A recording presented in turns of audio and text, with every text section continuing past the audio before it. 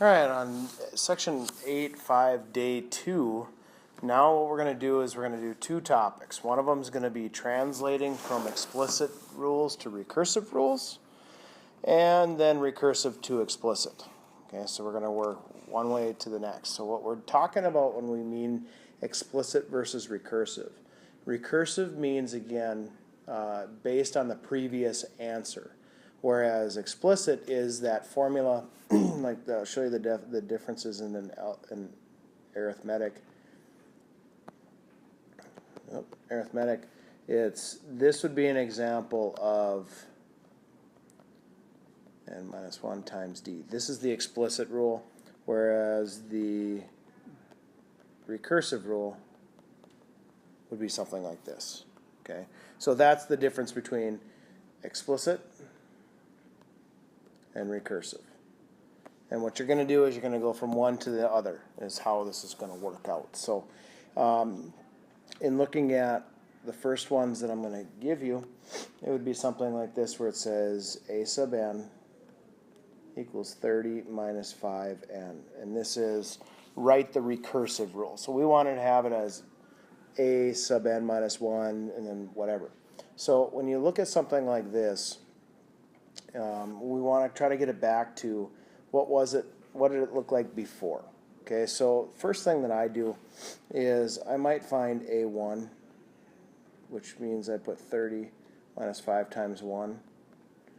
5 times 1 is 5, and 30 minus 5 is 25. That is my quote-unquote first term.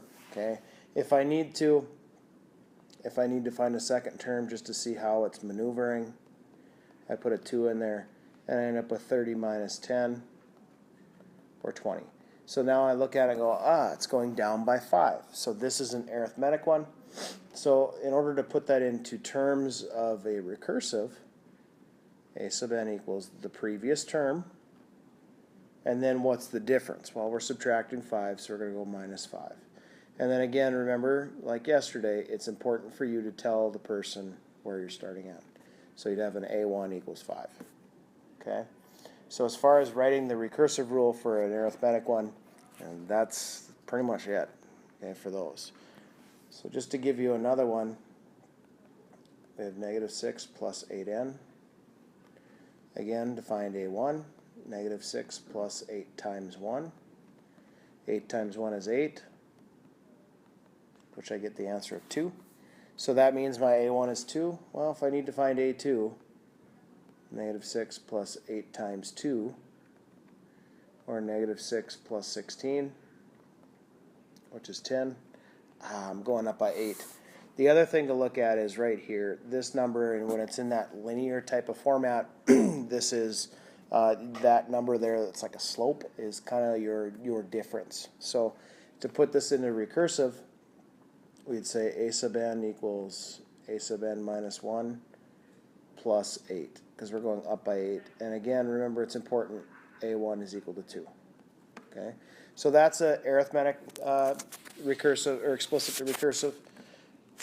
Geometric, how they would work is if it says a sub n equals negative 3 1/2 to the n minus 1. Okay, so for this particular concept, to find the ratio, first of all, a lot of times we can just look at these two numbers because they're in that type of format where a sub 1 is equal to negative 3 and the ratio is equal to 1/2.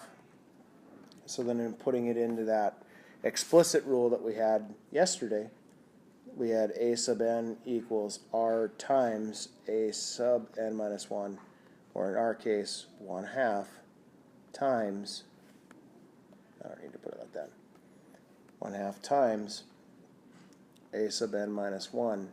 But remember, you should always give them a1 equals negative 3, or you should give them what it equals, okay, the starting point. Because if you don't give them that starting point, you're not going to know where to or how to start.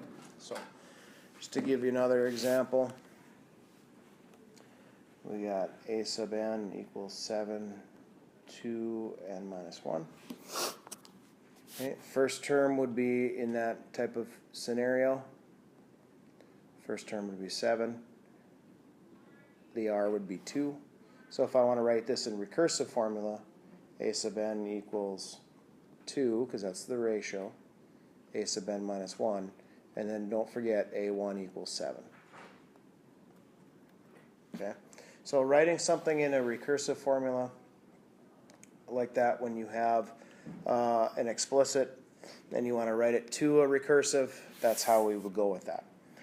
On the other hand, if you're going to go the other way, let's say I give you a1 equals negative 5 and a sub n equals a to the n minus 1 minus 2, we need to get it in this type of format. A sub n equals a1 plus n minus 1 times d. This is the equation we're trying to come up with. So the first thing is I'm going to put in a1 is negative 5 because it gave us that.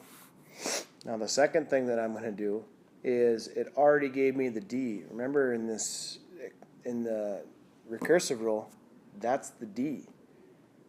So negative 2 is going to go here. On these, distribute this out so that you get something that looks like minus 2n plus 2. And then combine like terms, so you'll have negative 3 minus 2n.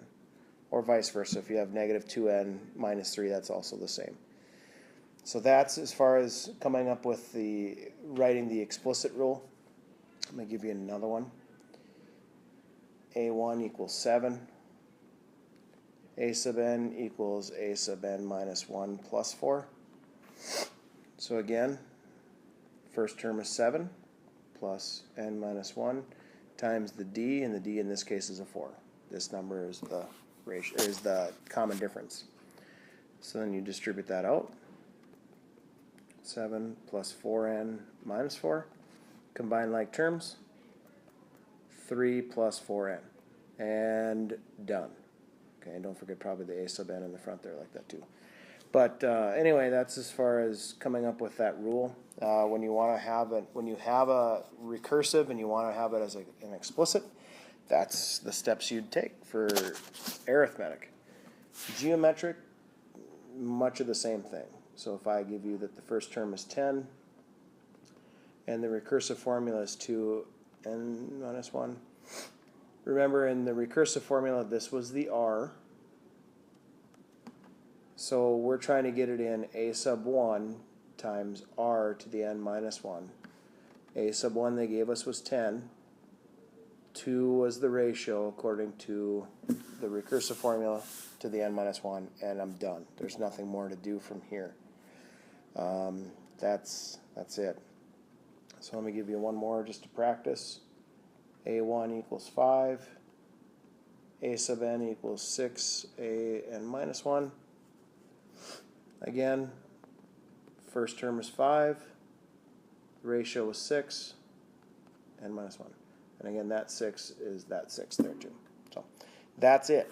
So what you're going to be asked to do in this assignment is, part of them are going to say write the recursive rule for the sequence. So it's going to give you the explicit. They want the recursive. And then the other half is going to say, hey, write the explicit rule, which means they're going to give you the recursive, work backwards to find the explicit, like the one that's on the screen right now. So anyway, your assignment for that one is on page 447 to 448. 30 to 45 multiples 3. Also, don't forget, there's not that much time left in the year, so if you have anything that you're missing, make sure that you get that caught up and done. Use your time wisely, get stuff done, that way that we can move forward for next year. So anyway, good luck, see you guys tomorrow.